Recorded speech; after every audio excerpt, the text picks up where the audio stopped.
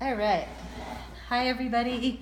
I'm Rachel. We're going to be having a little lesson today on Pavlov's learning theory of classical conditioning and how that applies to behavioral and social learning.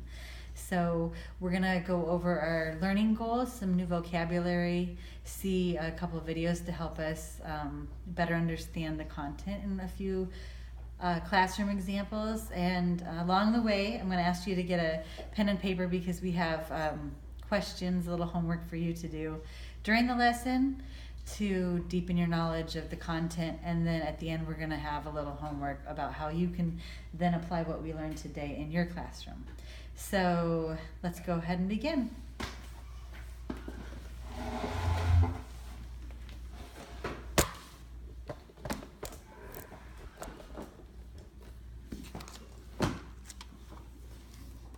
All right, our learning goal today is that students will be able to identify the classical conditioning process by stating ways it can be effectively used in the classroom, and will identify the various stimuli in response with an 80% success for mastery.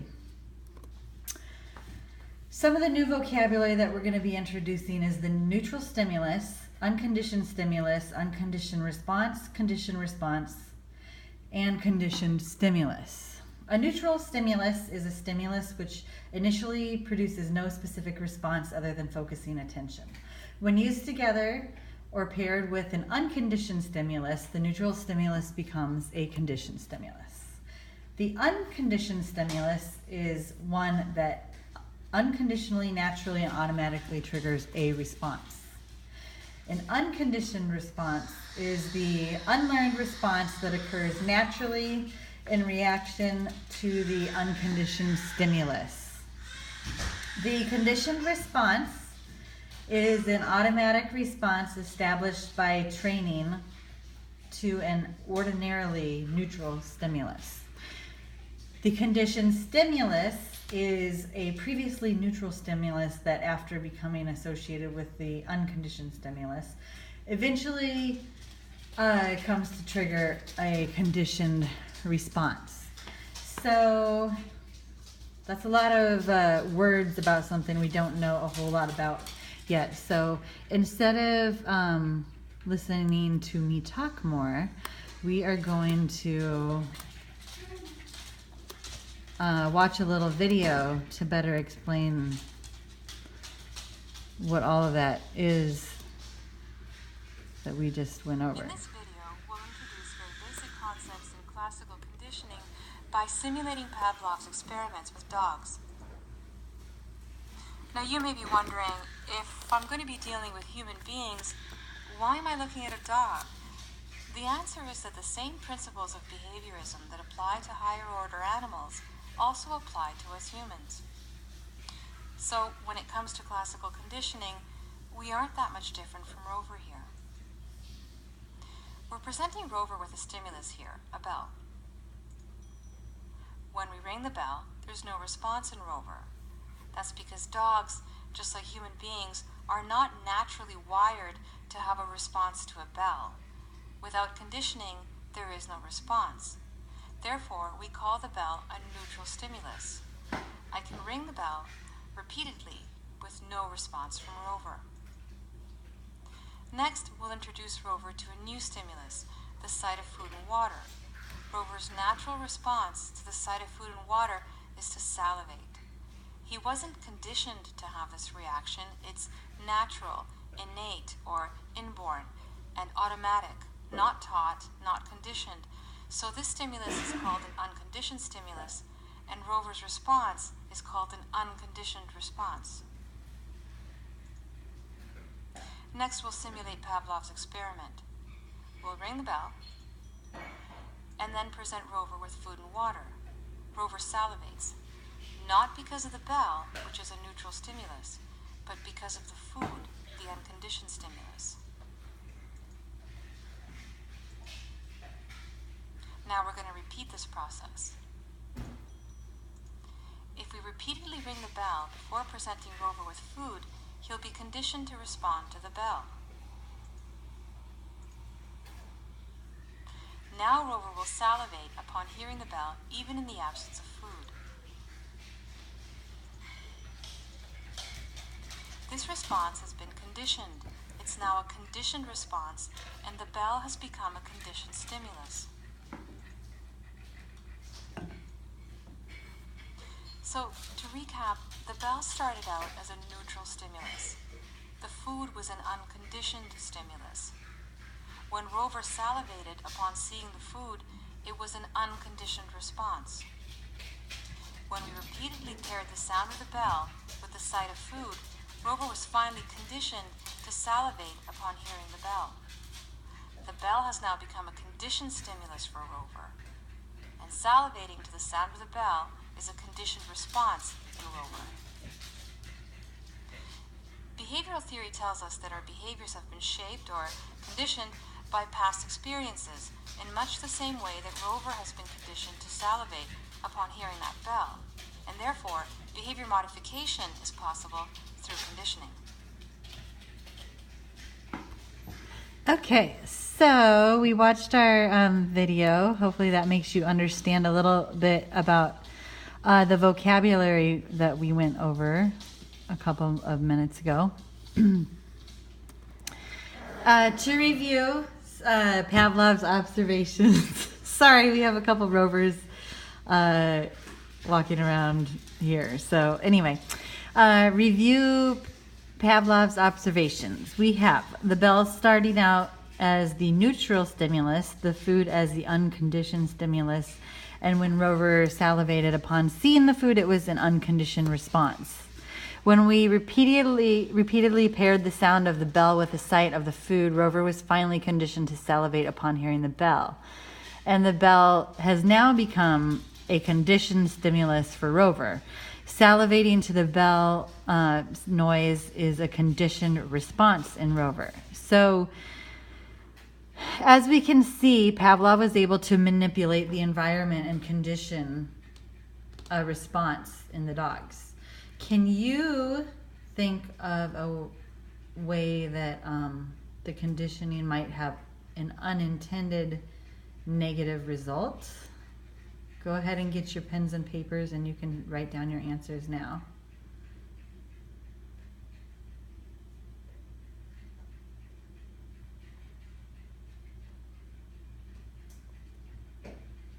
Okay, so I'm going to tell you about an unintended consequence, a negative consequence about conditioning that has happened with my own Rover, also known as Rocky. So every time I get home from work, I walk my dog. So my dog sees me come through the door and thinks he needs a walk. So sometimes I'll just have walked my dog. I'll leave and just make a really quick trip out, and I'll be back in 10 minutes. And I come through that door again, and he thinks he should get a nice long walk again. So that's one way. And then another way is similar. Every time I put my baby girl to bed at night, I walk my dog afterwards. So now he thinks if the baby goes in her crib, it's time to get a walk. So I might have just walked him and taken my daughter with, and then set her down to go for a little nap. But he thinks he should get a walk anyway, even though he just had one, because he saw her go in the crib as she does at night. So there are a couple of consequences, unintended. Okay, so we have our behavioral theory that the video pointed out is that it can, human behavior has been shaped by past experiences, and behavior modification is possible through conditioning. So how might behavior modification through conditioning be used in a classroom? Okay, so go ahead and write down your answers, and while you do that, I'll go ahead and start telling you a little bit about my classroom. I'm a teacher, an ESE teacher at an all special needs school. I have 10 students, all with autism. And as you know, that comes with a lot of behaviors, or I'm guessing that you understand that comes with a lot of behaviors. So behavior modification is huge in every classroom, and especially I feel that's the case in mine. So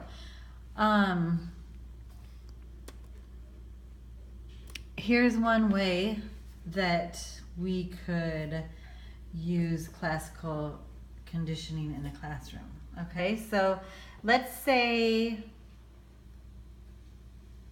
before conditioning, the teacher instructs the class to quiet down. Then the student will get quiet.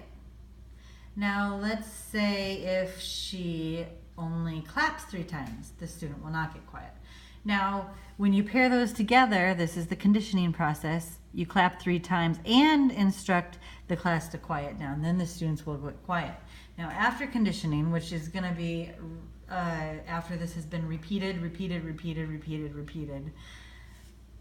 Now, when she claps 3 times, the students will get quiet, and that's going to be the conditioned response.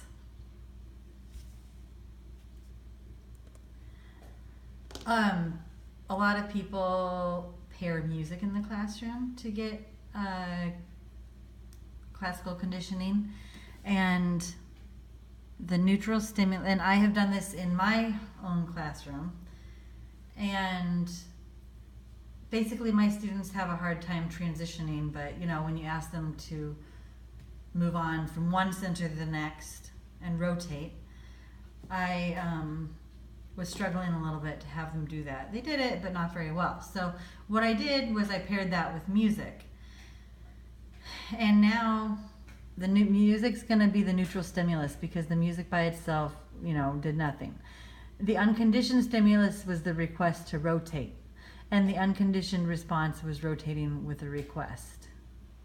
Now what I did, when I paired the music with the request to rotate, they did so, rotating with the music only, which they can now do without a verbal request, is a conditioned response.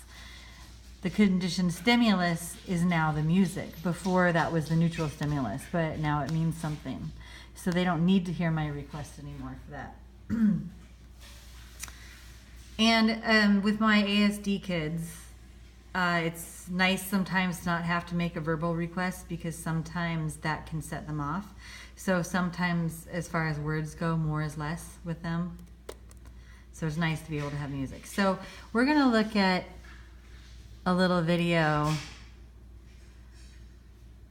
on YouTube of using music in the classroom.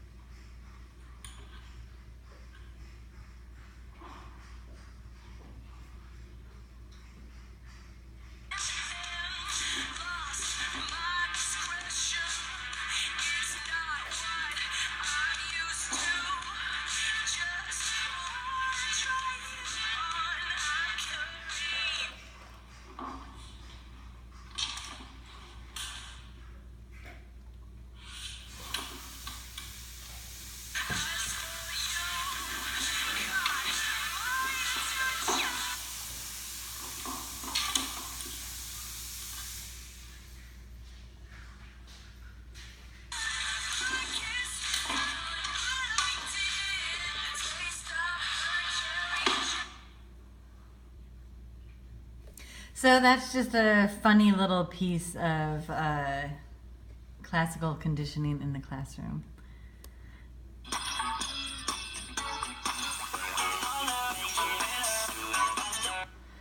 So, can you think of ways that getting conditioning to work the way you want it to in the classroom might pose some challenges? In our little funny video there, you saw it wasn't working the same on all of them. And go ahead and write down your answer now. And I'll tell you about something that I am working on with my students currently, and I am facing some challenges with it. So I'm playing the song Cheeseburger in Paradise every time we make our food choices in the morning. My students, instead of just going through the line and being surprised, they choose ahead of time what they want for lunch. So they go on the board and point to what they want to have, hopefully. And now they know that Cheeseburger in Paradise is the song that goes with that. So when they hear that song, they're ready to make their lunch choices. But here's the thing I'm struggling with. So I have students, most of them will go up to the board and make their lunch choices. This is an example of what the board looks like for the day, minus the arrow. So what happens is some of the students will not point to the picture. They will point to this white area here. So what I did to try to help them or condition them to point to the picture is I have little yellow stickies with the dot, and I say point to the dot. Now they'll point to the dot on a separate dot, and then I'll have them point to the dot on the board. So that's helping them to learn to point to the picture. Eventually what I want to do is fade out the dot and then fade out the sticky. So I'm taking some baby steps and fading out that. So my intended consequence is that they'll eventually point to the picture, point without needing that extra support there. However, one struggle I'm having with that is, if they point to that, then what they get is what they want, instead of having somebody choose their lunch for them. So it's like they touch the picture, get what you want. However, my challenge with that is that since we're doing this in the morning before lunch occurs, the reward is not coming until later. So with this population, you want to have immediate effects to that. So that's my struggle with that. They are pointing a little better, but some are still struggling. So we'll see how it goes. And now that I've shared with you some ways, now we're going to conclude our lesson with you listing 3 ways that you can use classical conditioning in your classroom. And please identify the correct stimuli and response. I'm going to give you a little time to work on that, and then you can just turn it in at the end of the day. I hope you enjoyed our lesson and enjoyed the class. All right? Thank you for listening.